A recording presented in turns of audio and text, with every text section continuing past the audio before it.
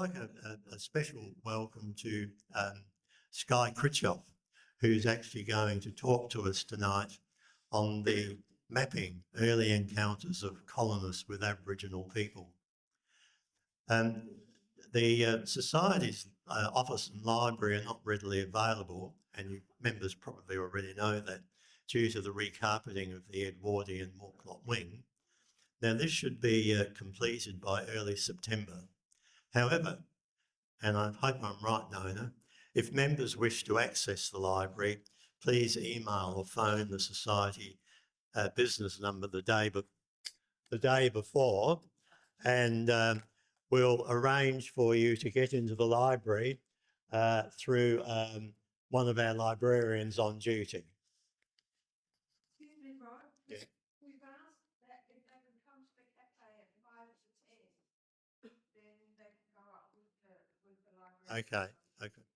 I think I may have, oh no, that's back again. I thought I'd lost the audio there for a moment. So yes, Nona said if you can get there by 5 to 10 in the State Library coffee shop, if you ring us beforehand between Tuesday and Friday, we could take you up to the rooms.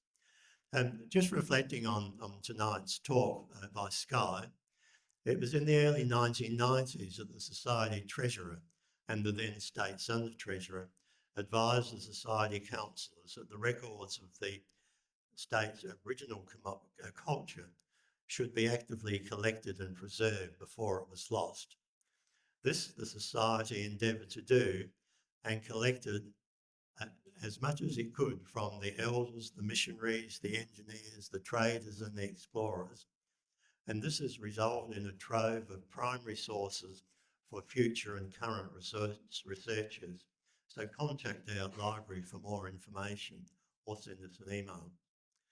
Now to tonight's talk, Skye will talk about the initial impact of colonisation on diverse Aboriginal groups and maps a crucial source through which to learn when and where the settlement surveys took.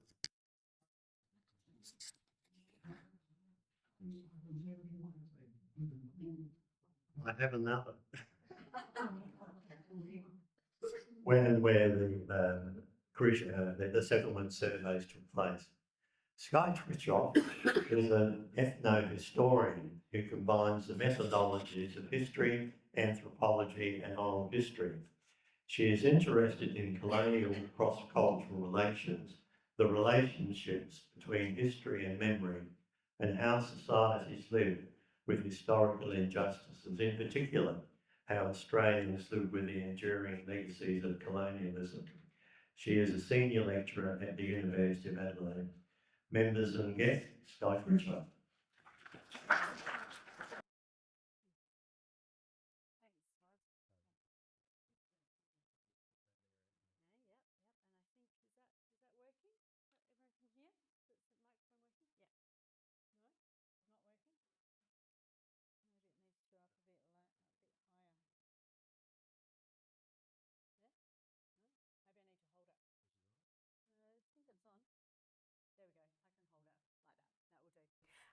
Okay, so thank you very much, Rod, and also thank you very much to the Royal Geographical Society for inviting me to speak tonight. It's a pleasure to be here, and thank you all very much for coming out tonight to hear my presentation. As Rod said, you know, the Royal Geographical Society has incredible sources, and I've found the volunteers that work there really, really helpful, and in sharing those sources with me. I've only touched the surface of them and would like to delve more deeply in the future, but that's something to talk about with the Society at a later date.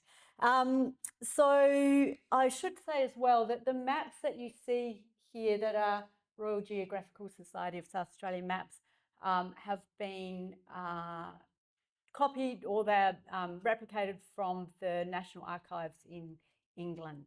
So that I was provided them by the Royal Geographical Society, I think maybe 2 years ago, when I was working on this Frontier Violence project, which I had hoped to show you, but there's been a few technical issues, so that may not happen. If people are interested, I might be able to quickly show you the website at the end of the presentation. So I would like to start by acknowledging that we meet on the land of the Kaurna people, and I would pay my respects to elders past and present, and acknowledge their deep cultural traditions and connections with this country. As a historian who is immersed in the 19th century records, I'm very, very aware that this land has never been ceded, and I'll be talking about that in this talk today. I've been working with Aboriginal groups for a long time now, over 20 years, and I'm always honoured and humbled at their willingness to work with the people who are descended from the usurpers of their land. And they are an excellent source of information, knowledge, and generosity and collegiality, I would say. So tonight, much of tonight's presentation is drawing on a paper that I wrote that was published last year in Australian Historical Studies, and that paper was called Clemmer Sherman and Christian Tychelman, Truth Tellers in the Model Province of South Australia, 1838 to 1840.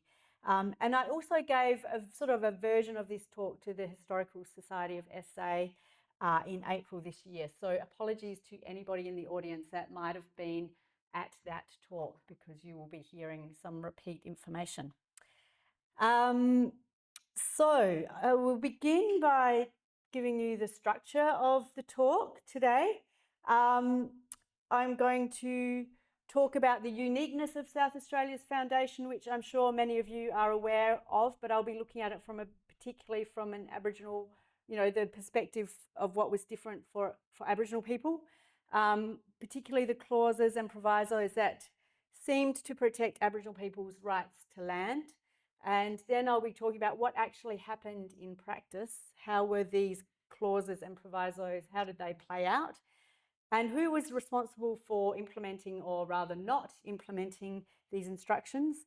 And throughout, I'll be showing the usefulness of maps, of things like the survey maps, the special surveys and pastoral maps, 1851 pastoralist maps. Okay. Now, let's have a look. Okay, so to start with, so South Australia was indeed very different to the other colonies, the foundation of it. It's a matter of pride for many South Australians, and we are often paid out about this by the eastern states, who always, when I'm at conferences or whatever, they'll say how South Australians are overly proud about our lack of convicts and things. But there is no doubt that there were significant differences, and these differences certainly influenced the nature of relations between the colonists and Aboriginal people in those early colonial years. And I'll get to that shortly. So Wakefield's A Letter from Sydney, which was edited by Robert Guja, and as I'm sure you're all aware, was published in 1829. It was written when Wakefield was in prison. He had never been to Sydney. He wasn't writing from Sydney. He wasn't writing from experience. That was published, as I said, in 1829, and that was very influential in that he spelled out his ideals for a new colony. In 1830, news reached London about Sturt's arrival at the mouth of the Murray. And from that time, from 1830 onwards, businessmen and colonisation theorists such as Wakefield actively worked towards the establishment of a new Australian colony that would implement Wakefield's ideas. So South Australia, as I'm sure you're all aware, was the only colony that was legislated through an act of parliament, and it was a province, it wasn't a colony. This South Australian Act of 1834 declared that all lands within the defined boundaries were waste and unoccupied. And using Wakefield's plan, by putting a sufficient price on this wasteland, by prohibiting land grants and squatting, the idea was that this would contain the spread of settlers and enable the economic growth to be established. Money from land sales was to be used to assist the immigration of select people. So this was systematic colonisation. There were to be no convicts. Settlement was to be concentrated. It wasn't to spread unmonitored. And there was to be an equal proportion of men and women. And this had an impact on cross-cultural relations, as I'm sure you can imagine, on relations with Aboriginal people. Land was to be sold at the minimum price of 12 shillings per acre. And when the population reached 50,000, self-government was to be established. So the cost of governing the colony was to be supported by a loan of £50,000 by the British government. And that was to cover the cost of assisting migrants, with $20,000 to support the cost of establishing the colony and its government. Land to the value of £45,000 was to have been sold before settlement could take place. And a governor was to make the laws, but a body of commissioners, represented by a resident commissioner in South Australia, would have responsibility for land sales and surveys, and also for immigration. So Governor John Hindmarsh, the first governor, was appointed by the Crown through the Colonial Office, and he was responsible for lawmaking and for executive government.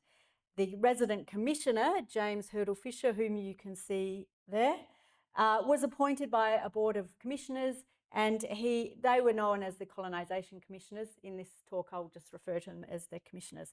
So Hurdle was the resident commissioner.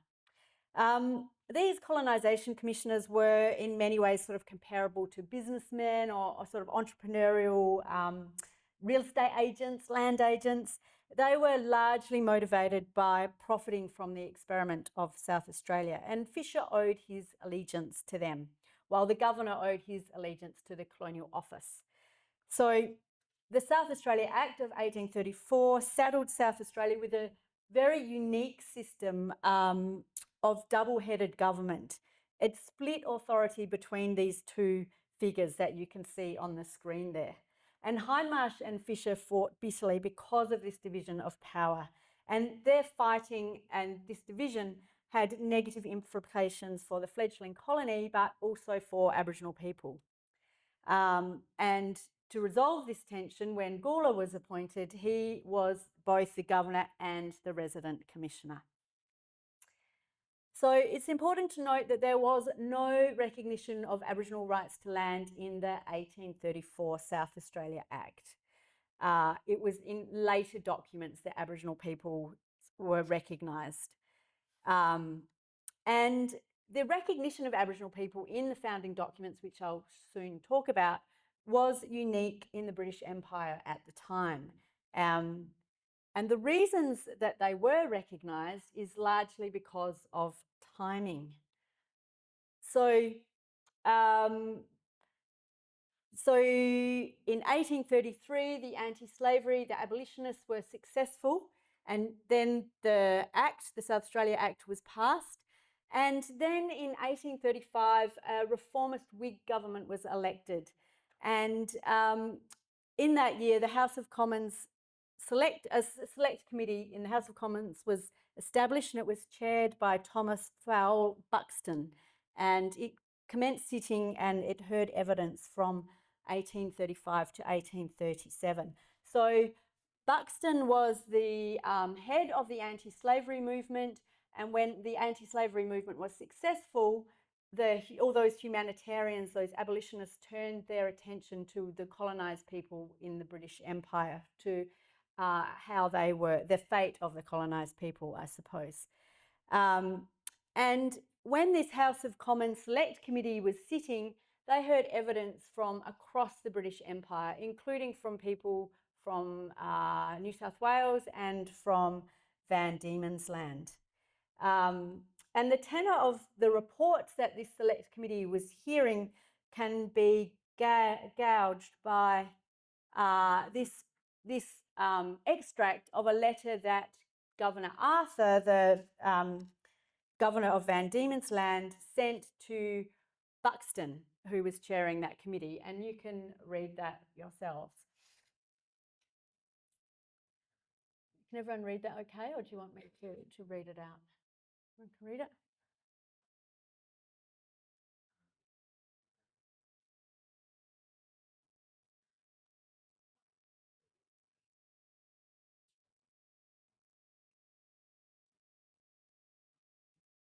So this was right at that time when the people in London were formulating this new colony of South Australia. So if we look at the timing of South Australia, so wider historical events were unfolding that impacted the recognition of Aboriginal people's proprietary rights, South Australian Aboriginal people's proprietary rights. So George Fife Angus, who was also a humanitarian who moved in the same circles as Buxton, he was a key player in the formation of the South Australia Company in 1835. And then you get the appointments of the humanitarians, Lord Glenelg, who was a member of Parliament, and he was Secretary of State for the colonies from 1835. Sir George Grey, different George Grey to the one who became the governor here, Junior Minister and Under Secretary of State for War and the Colonies. He was appointed in 1836. And civil servant and lawyer James Stephen, who was also moved in those humanitarian circles, was permanent Under Secretary for the Colonies in 1836 until 1847. And so the Colonial Office, they were key figures in the Colonial Office. And it was the Colonial Office that was responsible for appointing governors and instructing on policy in the colonies of the Empire. On January the 11th in 1836, the Colonial Office expressed concerns to the commissioners that the rights of the Aborigines in South Australia were not protected under the South Australia Act of 1834. And the Colonial Office threatened that if the colonisation of South Australia would be postponed until the Act was amended to include a protector of Aborigines, or some recognition of Aboriginal people's rights was recognised. So this sparked a flurry of activity amongst the commissioners, who at one point thought that the whole colony would have to be abandoned, the whole project would have to be abandoned. And from this time, you see a shift in tone and content of the founding documents. From this point in time, Aboriginal people and their proprietary rights are acknowledged. So, for example, in the letters patent, which are all of you familiar with the letters patent? And instructions to the resident commissioner, and of course when the province was proclaimed. So in the letters patent was the proviso that the Aboriginal people's rights to actual occupation or enjoyment of their own person or their descendants of any lands they actually occupied or enjoyed would be respected, acknowledged, and could not be overruled. So where are we? Okay. Then in the first report of June 1836, the colonisation commissioners stated, they're writing to the Colonial Office really, they stated that their objectives regarding the treatment of Aboriginal people were to guard them against personal outrage and violence, protect them in the undisturbed enjoyment of their proprietary right to the soil, and then you have the wherever such right may be found to exist. Make it an invariable and cardinal condition in all bargains and treaties that permanent subsistence shall be supplied to them from some other source, and that 20% of all land surveyed would be reserved for the use of Aboriginal people. And again, in their instructions to resident commissioner, their instructions to Fisher, they stated that a protector was to be appointed by the Crown, because initially they wanted to appoint the protector themselves, but they had to give way and allow the Crown to appoint the protector. Fisher was to see that no land possessed in occupation or enjoyment would be offered for sale until ceded by the natives. And I should say, when I use the word natives, of course, I'm using it in its historical context. You wouldn't use the word natives today. If land ceded, Fisher was to arrange food and shelter for Aboriginal proprietors. He was to furnish the protector with evidence of the fulfilment of bargains or treaties effected with the Aborigines for their lands. And he was to ensure that Aboriginal people were not to be disturbed over lands to which they held proprietary rights. Okay, and with regards to the appointment of a protector, this was becoming the other colonies of the Port Phillip district and WA also had protectors, but they were not. This clause was not in their founding documents as it was for South Australia. So South Australia was the only colony / province to have a protector, the need for a protector inserted into its founding documents, and to have a protector at the very commencement of colonisation. So we had George Stevenson was the first. He was an interim protector. The first three that you see on the screen there, Stevenson, Bromley and Wyatt, they were all interim protectors because the Colonial Office originally offered the gig to George Augustus Robinson of Van Diemen's Land infamy, I suppose you could say, and he was thought to be the most knowledgeable and the best conciliator of Aboriginal people at the time in Australia. We now know that he did not do a good job and that he was very self-serving, but at the time he was understood to be very, to be the right person, but he held out. He didn't accept that job because he was looking for a higher salary, and he got offered the Protector of Aborigines in the Port Phillip district instead. But he didn't let the Colonial Office know for a long time. So we had 3 interim protectors, and then Matthew Morehouse was appointed in July 1839 until 1856. And I should say the last 2 protectors were doctors as well. And that was all part of the Colonial Office, and the Select Committee were aware of the impact of introduced diseases on Aboriginal people, and they thought that doctors would be useful to appoint doctors to this position so that they could try and prevent or cure the impact, introduced diseases. As a quick aside, the protectors are an excellent source of information about early colonial cross-cultural relations. They wrote quarterly reports, and the State Records holds all these quarterly reports. And it was their job. They would be sent to investigate conflict or, investigate when injustices had been committed, obviously obvious ones, and they would take an Aboriginal interpreter with them. So they would try and hear events from the Aboriginal people's perspective as well. Of course, they had their own cultural and historical prejudices, but they are an incredibly rich source of information for historians today. So South Australia at the time was the only British colony to address the protection of Aboriginal people's rights in its founding documents. So South Australia became a test case for the Empire's treatment of Aboriginal people. So what happened? Were these bargains and treaties made? Did Aboriginal people cede their land? Were they compensated for that? In short, no, as I'm sure you can imagine. You will recall that under the South Australia Act, land to the value of £45,000 had to be sold before settlement could even take place. So land had been sold before Aboriginal people had even been met with. land sales in England financed the colony before any ships set sail. So the first company ships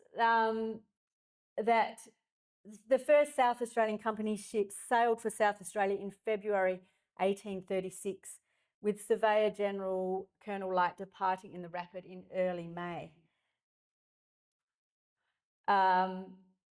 In September, on his arrival on the Fleurieu Peninsula, Light and his surveyors began taking notes about where to establish the colony, the capital.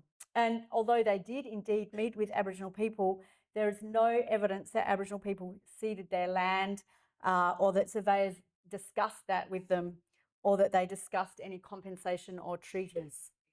And if we look at the next illustration, so John Michael Skipper, he arrived on the Afrikaan on the 14th of November 1836. And when he painted this, you can see the settlement is being established. This is before the protector, the interim protector, and the resident commissioner have even arrived. So settlement is already taking place before those two key figures who are supposed to negotiate with the Aboriginal people have even arrived in the colony. And certainly no connections had been made with Aboriginal people at the time this sketch was made. And then if we look at this map by William Light, we can see that this map is dated 1836. So Light has already mapped out where the township will be. And you'll remember for those instructions that the resident commissioner was instructed that no lands be offered for sale until previously ceded by the natives.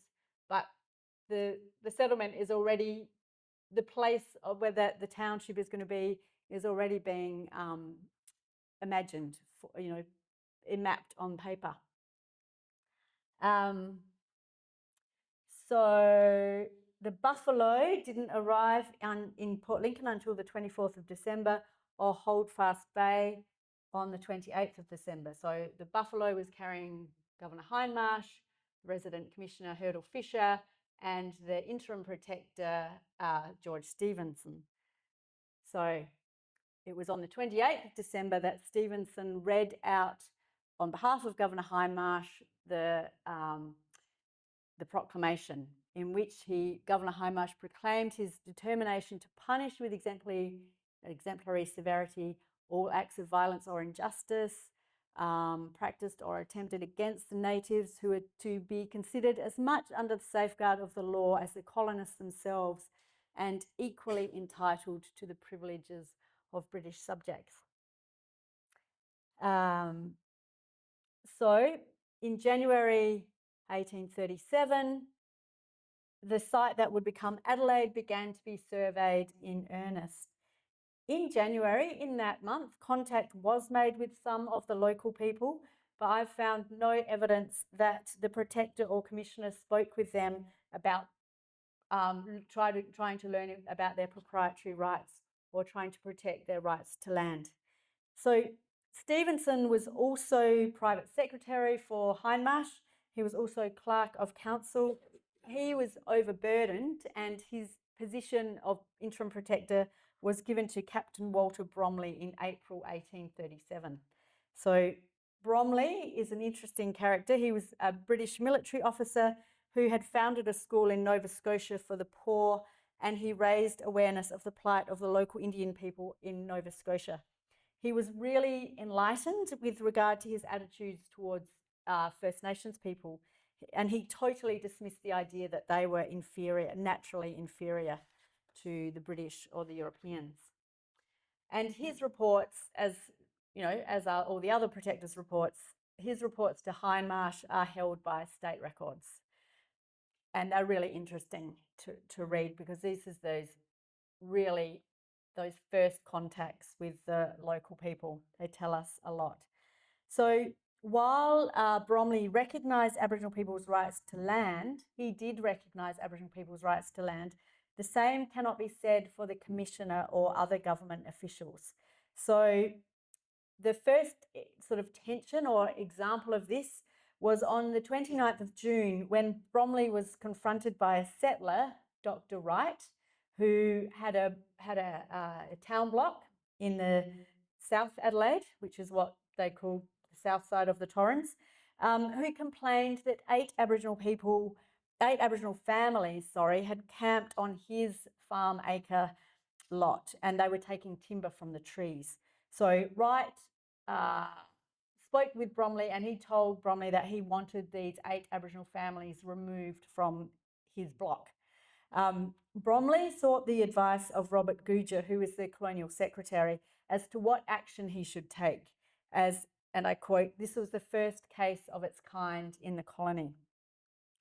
So Robert Goodger had worked closely with Wakefield and the colonisation commissioners to make the colony a reality, and his reward for his hard work was his appointment as colonial secretary. So Bromley had told Goodger that he was very reluctant to use force to remove the Aboriginal families. He thought that using force would be a risk to the safety of the colony, and he also thought that the land was undoubtedly their own property, undoubtedly the Aboriginal people's property. So he asked Goodger what he should do, and Goodger wouldn't give him a direct answer. Instead, he told Bromley to use his, quote, "own discretion in removing them," suggesting that he offer them some biscuits to remove from White's acre block. It's interesting that Bromley, who recognised Aboriginal people's rights and wasn't happy with the action he was to take, was replaced by Wyatt just in July. So less than a month later, he was replaced by William Wyatt, who accepted the position of interim protector in July 1837. So in Wyatt's instructions, and you can read them here, there's a range of instructions there, but we're particularly interested in the second instruction here: to protect them, that is Aboriginal people, in the undisturbed enjoyment of their proprietary rights to such lands as may be occupied by them in any especial manner. So if Wyatt was to learn that on any part of the country, I'll get back to that. So Wyatt was well liked by the local Aboriginal people, who called him Father Willoughby. He was relatively competent in their language and was being described by missionaries Clammer Sherman and Tykelman as being driven by pure humaneness, only seeking only to further the welfare of the natives as he saw it. But he did next to nothing to protect Aboriginal people's land rights. With regard to the contrary, surveys went on, land continued to get sold, and this is Nixon's map of the preliminary country sections of Adelaide, 1837, and you can see the country sections surrounding the town sections. So they were 80-acre country blocks. So with regard to not fulfilling his second instructions, Wyatt stated that on being informed of his appointment, which was, as I said, only weeks after Goodger had told Bromley to remove the Aboriginal people with offers of biscuits, Goodger, Fisher and Mann, who were all members of the Legislative Council, had a conversation with Wyatt and respecting their rights possessed of the Aborigines in the soil. And this is Wyatt's quote: "As a result of that conversation," Wyatt wrote, "as it has hitherto appeared that the natives occupied no lands in the special manner contemplated by this instruction, I found it of no avail to keep my attention directed to it." So the special manner that was outlined by those government officials was purposely specific. It was cultivating the land, having fixed residences, and having specific areas for funereal rites. So by this time, you know, there was few indications of this. So those who made up the Legislative Council, who were very hand in hand really with the commissioners, put in these sort of provisos, I guess. So that was how, if they didn't have any signs of this, then they didn't have proprietary rights to the land. White also made it clear that he actually had tried to attempt to reserve some land for Aboriginal people. And when he tried to do so, he went to Hindmarsh, and Hindmarsh told him to go to the resident commissioner, Fisher. But Fisher told Wyatt that, and I quote, the Act of Parliament admitted no reservation of the kind. So you can see here this split in the government between the commissioners and the Colonial Office, between the governor and the resident commissioner, had really significant impact on Aboriginal people, or recognising their proprietary rights to land. So the survey and the sale, and hang on, I'll just put this one up. So that's really interesting. That was his response, when we know that his instructions were that he was supposed to give the protector evidence of bargains and treaties. He never did that. Fisher never did that, and that because of that clause, he could get out of it, I suppose. So the survey, the sale, and the occupation of Aboriginal land continued with no thought of Aboriginal people's proprietary rights. No treaties were made, no concessions were given. And this was despite the significant findings of the German missionaries Tychelman and Sherman, who arrived on the same ship as Governor Gawler, and in 1838, late 1838. And they lived amongst the local Aboriginal people at Piltawardley, or the home of the possums. So because they were Lutherans, they couldn't start preaching until they learnt the language. And because they were living amongst the people, like actually living in close proximity to them, and they picked up the language really quickly, their records, their diaries, their letters are an incredible source of information for us today. And Clemmer Sherman's great-grandson, Greg Lockwood, has just, his book, he's transcribed and translated all of Sherman's diaries, and that just got published by Wakefield Press about 2 weeks ago. So if anyone's interested in that, it's an incredibly rich source of information about the local Aboriginal people at that time, 1838 to 1840, when he was in Adelaide. So Clemmer Sherman and Christian Tychelman, they, unlike their British counterparts, within a very short time, they had learnt that Aboriginal people did have proprietary rights to land. By June 1839, less than a year after he had arrived in Adelaide, Sherman wrote that, and I quote, "Every adult native possesses a district of land which he calls his country and which he inherited from his father." Tychelman too found that the Aborigines here are formed into clans without a chief.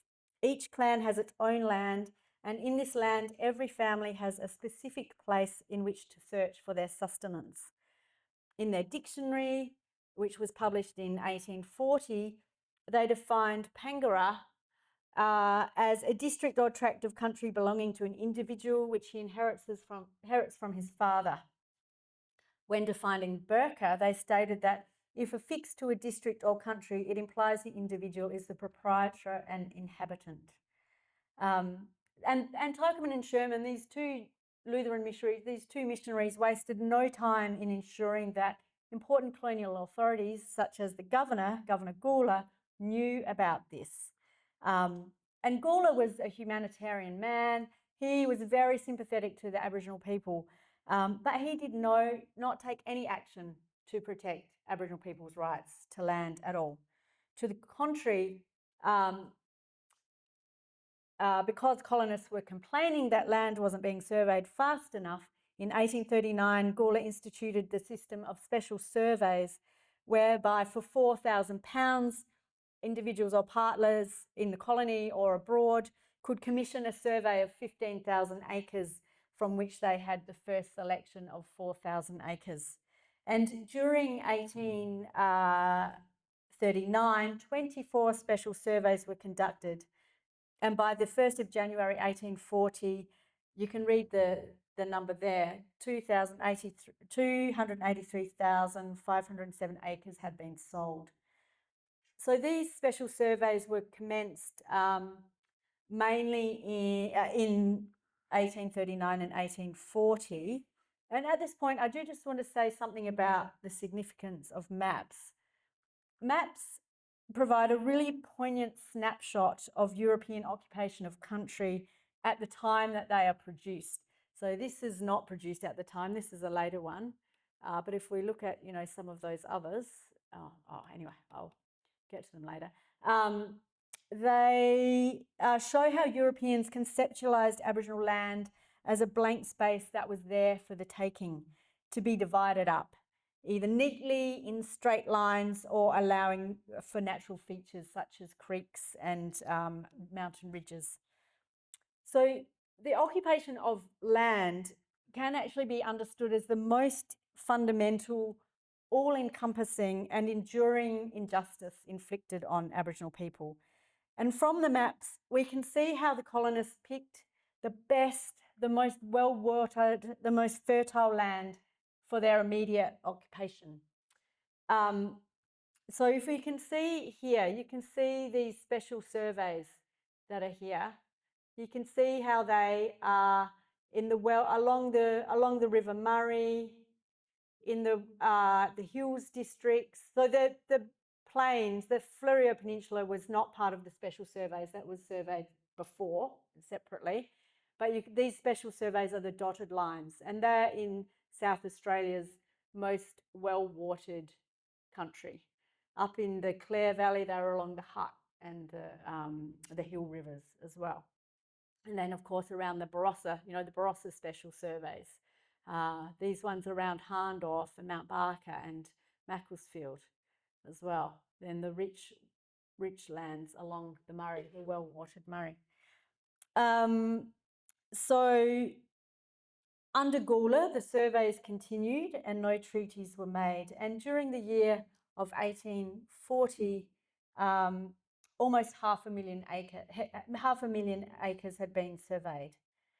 And while Gawler was the governor of South Australia, the protector, Morehouse, reserved only 23 hectares of land for Aboriginal people. And that was compared with 2,023 hectares that were sold to the colonists. So here are some of the reserve. The black dots are the reserves for Aboriginal people. And even that was too much for some of the colonists who complained that Aboriginal people shouldn't be able to have these well-watered, good blocks of land. And it's also worth pointing out that these reserves for Aboriginal people, they weren't given to Aboriginal people, but they were held in trusteeship for Aboriginal people. They were let to colonists until Aboriginal people were deemed able to work and manage them themselves, the sections themselves. So this is a very, very far cry from recognising Aboriginal people's proprietary rights and ensuring that bargains and treaties ceding land were made voluntarily and that 20% of all land sales would go to Aboriginal people. So now I'm just going to switch to, I was hoping to be able to show you this website, but I might be able to at the end if we have time. But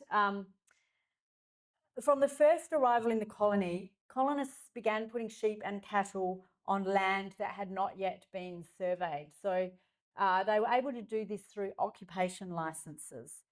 For occupation licenses, they paid a penny per head of sheep and a shilling per head of cattle. But there was no security for the occupation license holders.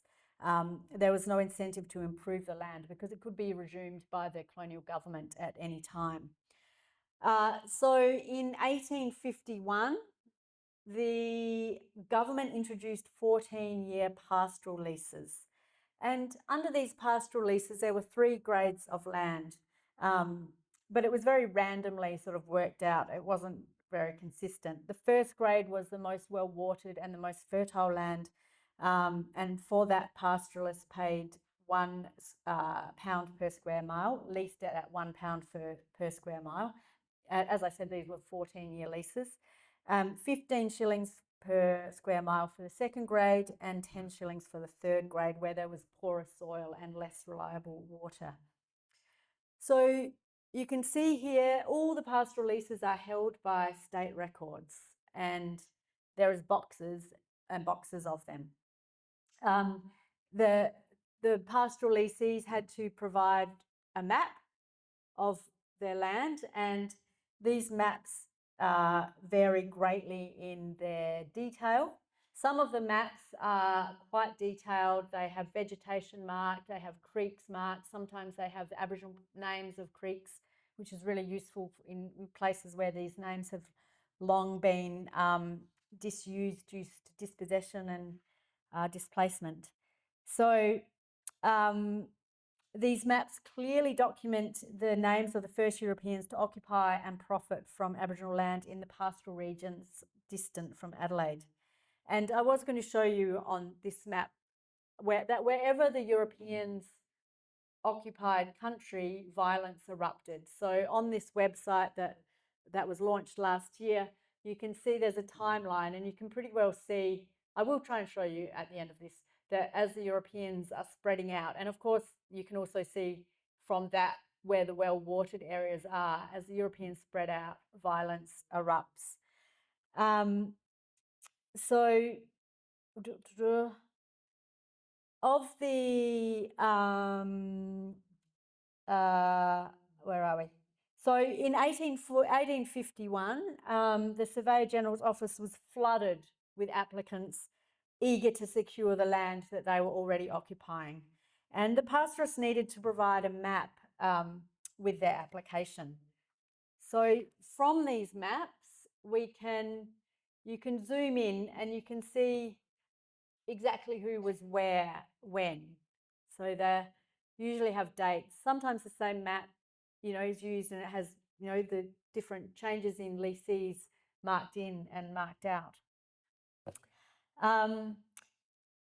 So it's interesting to note that as a direct result of frontier violence on the west coast of Eyre Peninsula, the Protector of Aborigines, Matthew Morehouse, and Police Commissioner Dashwood, accompanied by Clamor Sherman, who was a sub-protector on the Eyre Peninsula off and on in the 1840s and up to 1851.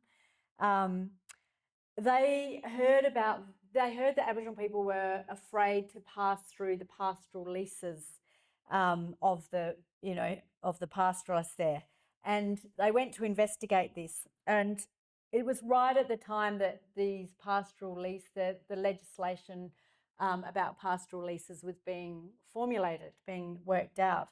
And it's really significant that, again, in South Australia differs from the other colonies as well in the pastoral leases, which were being developed in other states as well, but with their own flavour, other colonies as well, that in South Australia, you'll see that the clauses were inserted largely because of Morehouse, Sherman, and the Police Commissioner Dashwood, and the support of the governor. And you can see there that in the 1851 pastoral leases, and it never changed, the Aboriginal people had full and free right of ingress, egress and regress into, upon and over the said wastelands of the Crown, every part thereof, and in and to the springs and surface water, that the said Aboriginal inhabitants and their descendants as well, shall and may at all times use, occupy, dwell on, and obtain food and water thereon and every part of the unobstructed. This was Johnson Hayward's, Frederick Hayward's run, but that's, people put their names in there. and shall and may make and erect wurleys and other dwellings as they have hereto been accustomed to make and erect, and to take and use food, birds and animals in such manner as they would have been entitled to do. So that was inserted into the 1851 pastoral leases. And these clauses were never removed.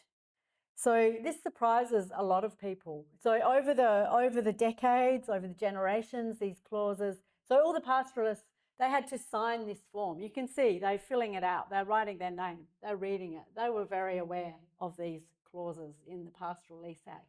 But over the generations, these clauses were ignored, forgotten, and not remembered, I suppose, not only by the pastoralists, but Aboriginal people too, over the generations, didn't know about them.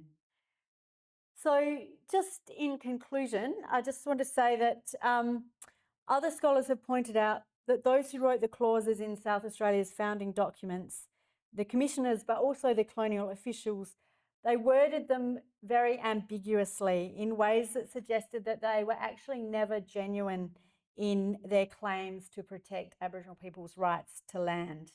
So although Tykelman and Sherman found clear evidence that these rights existed, and although they told the government authorities who were supposed to be protecting Aboriginal people's rights to land, no action was ever taken.